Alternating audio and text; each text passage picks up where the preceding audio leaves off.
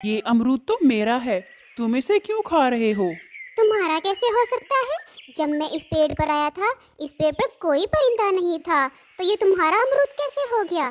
जंगल में लगे जितने भी फल हैं, उन पर सब पक्षियों का हक है। ओह, तुम्हारी इतनी हिम्मत कि तुम जग्गू के सामने जुबान चलाओ। जब मैंने कह दिया तुमसे कि ये अमरूद मेरा है तो बस कह दिया, और ये अमरूद अब मेरा है। चलो भागो यहाँ से। अरे, मैं तो नहीं जाऊंगा। झूठ बोल रहे हो तुम, तुम्हारा नहीं है ये अमरूद। मिट्ठू को ये सुनकर बहुत गुस्सा आ जाता है और वो मिट्ठू को 3-4 चोंचे मार देता है, जिससे वो मिट्ठू बहुत घायल हो जाता है। वो मिट्ठू वहाँ बैठकर रोने लग जाता है और फिर रोते हुए वहाँ से अपने घर चला जाता है।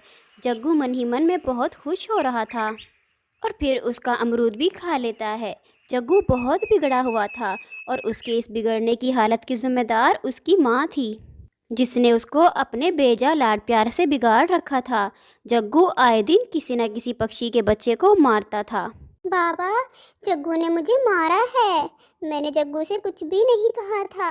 मैं तो अमरूद खा रहा था पेड़ पर बैठकर। जग्गू वहाँ आया और कहता कि ये अमरूद उसका है, और वो मुझे मारने लगा। बेटा, तुम चुप हो जाओ। तुम्हारे बाबा अभी जा रहे हैं कालू और गोरी के पास, ताकि जग्गू की शिकायत कर सकें। तुम जहाँ पर जग्गू नजर आए वहाँ पर ना जाया करो बेटे।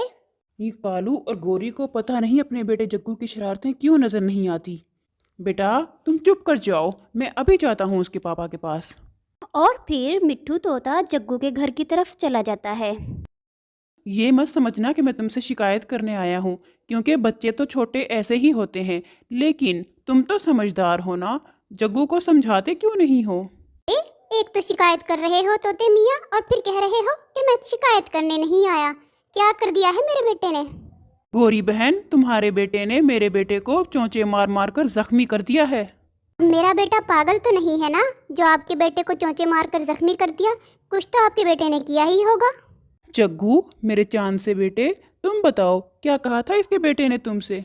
हाँ, मैं अमरूद खा रहा था और वो मुझसे छीनने की कोशिश कर रहा था। मैंने उसको मना भी किया, लेकिन वो बाज ना आया, तो फिर मैंने उसकी पिटाई कर दी। ये देखो भला, जब वो बच्चा आपका तंग करेगा मेरे बच्चे को, तो ये तो मरेगा ना उसको। अब जाओ अपना काम करो, जाकर अपने बच्चे को समझाओ। आ जाते हैं मेरे बच्चे की शिकायतें ले लेकर।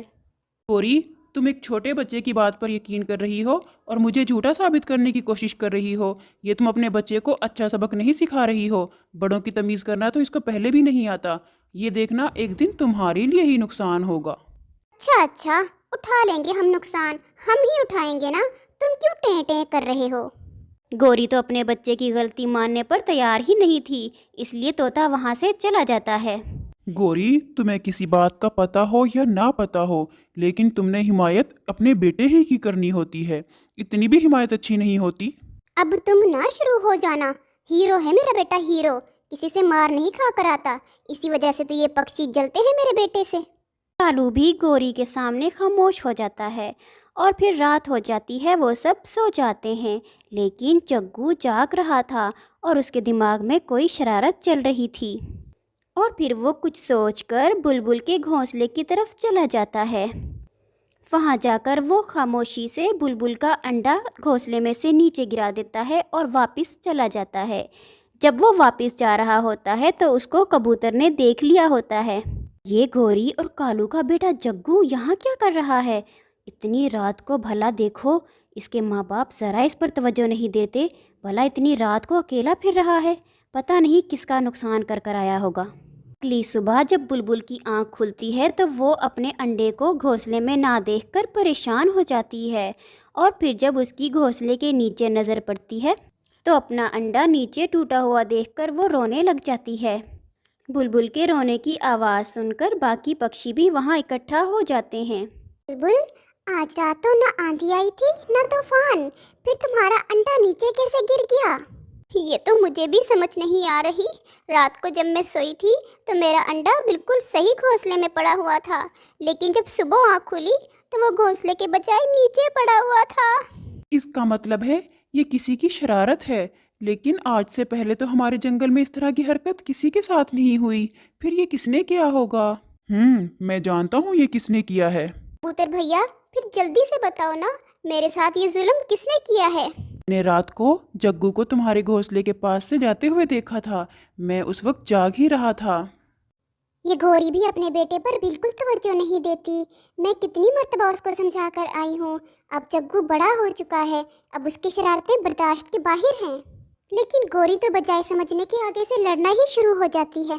کیا کرتے ہیں، آج ہم دوبارہ سارے پکشی مل کر جاتے ہیں، شاید پھر گوری پر کوئی اثر ہو جائے ہم سب کو اکٹھا دیکھ کر۔ اور پھر وہ سب گوری کے گھر کی طرف چلے جاتے ہیں۔ آپ یہ بات اپنے بیٹے جگو سے پوچھو، اس نے رات کو میرے گھونسلے میں آ کر میرا انڈا توڑ دیا ہے، پوچھو اس سے یہ ایسا کیوں کر کے آیا ہے۔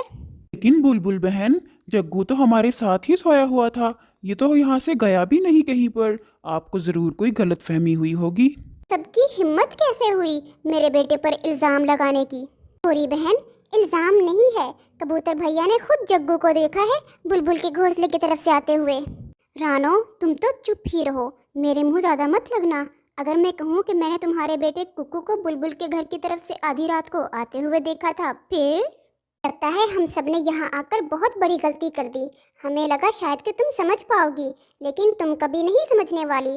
تمہیں سمجھ تبھی آئے گی جب یہ بچہ تمہیں کسی بڑی مصیبت میں ڈال دے گا۔ لیکن کالو، ایک بات یاد رکھنا، آئندہ کے بعد اگر کسی پکشی کے گھونسلے سے کوئی انڈا غائب ہوا یا ٹوٹا تو ہم تمہیں اس جنگل سے نکال دیں گے۔ ایسا کہہ کر سارے پکشی وہاں سے غصے میں چلے جاتے ہیں۔ جگو بیٹے، کیا تم گئے تھے بلبل کے گھونسلے کی طرف؟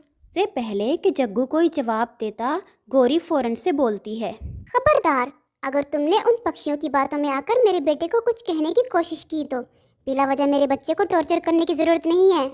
کالو گوری کی یہ بات سن کر خاموش ہو جاتا ہے، اور دوسری طرف رانو اور باقی پرندے مل کر یہ فیصلہ کرتے ہیں۔ یہ گوری تو کسی کی بات سننے پر تیار نہیں ہے، اگر آپ کو ہو تو میں آپ کو ایک مشورہ دوں۔ ہاں رانو، بالکل بتاؤ، کیا آیا ہے تمہارے دماغ میں؟ ہم اس طرح کرتے ہیں کہ ہم آئندہ جگو کے بارے میں کوئی شکایت کرنے نہیں جائیں گے، وہ جو کرتا ہے اس کو کرنے دو، اور ہم اپنے بچوں کو بھی سمجھا دیں گے، جہاں پر جگو ہوگا وہاں پر ہم اپنے بچوں کو نہیں جانے دیں گے، اور پھر دیکھیں گے گوری کیا کرتی ہے۔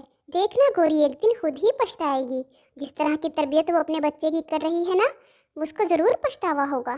سب پکشیوں کو رانو کی بات بہت اچھی لگتی ہے، اور وہ سب وہاں سے چلے جاتے ہیں اور اپنے اپنے بچوں کو سمجھا دیتے ہیں۔ اگلے روز جب جگو کسی بھی چھوٹے پکشی کے پاس جاتا ہے تو وہ وہاں سے اڑ جاتا ہے۔ جگو یہ دیکھ کر بہت حیران ہوتا ہے کہ آج ان سب پرندوں کو کیا ہو گیا ہے۔ یہ ان سب پکشیوں کو کیا ہو گیا ہے؟ جس کے پاس بھی جاتا ہوں وہ تو وہاں سے ترنت چلا جاتا ہے۔ چلو، میں بھی سکون سے بیٹھنے والا نہیں ہوں، میں دوسرے جنگل میں جاتا ہوں۔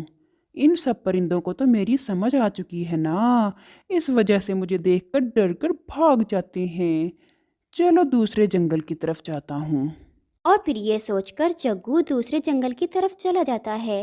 وہاں پر اس کو ایک انگور کی بیل کے پاس ایک الو کا بچہ نظر آتا ہے جو انگور کھا رہا تھا۔ جگو فوراً اس کے پاس جاتا ہے۔ اے الو کے بچے، تم یہاں کیا کر رہے ہو؟ تمہیں پتہ نہیں ہے یہ انگور میرے ہیں، انہیں کیوں کھا رہے ہو؟ ارے، ان پھلوں پر کسی کا کوئی حق نہیں ہے، جو پکشی چاہتا ہے وہ کھا لیتا ہے۔ تم کون ہو؟ میں نے تو تمہیں پہلی مرتبہ اس جنگل میں دیکھا ہے۔ اوہ، لگتا ہے تم ایسے نہیں سمجھو گے، تمہیں میں اپنی زبان میں ہی سمجھاتا ہوں، رکو ذرا۔ جگو الو کے بچے کو بھی چونچے مارنا شروع کر دیتا ہے۔ وہ بچہ وہاں سے روتا ہوا اپنے مما پاپا کے پاس چلا جاتا ہے، اور اپنے مما پاپا کے پاس پہنچ کر وہ ان کو ساری بات بتاتا ہے۔ وہ الو دو اور الوؤں کو اپنے ساتھ لے کر جگو کی طرف نکل جاتا ہے، اور پھر وہ الو جگو کو اٹھا کر لے جاتے ہیں۔ شام ہو جاتی ہے۔ گوری اور کالو پریشان ہو رہے ہوتے ہیں کہ جگو ابھی تک گھر نہیں آیا۔ کہانی کا دوسرا بھاگ دیکھنے کے لیے کل تک کا انتظار کیجیے۔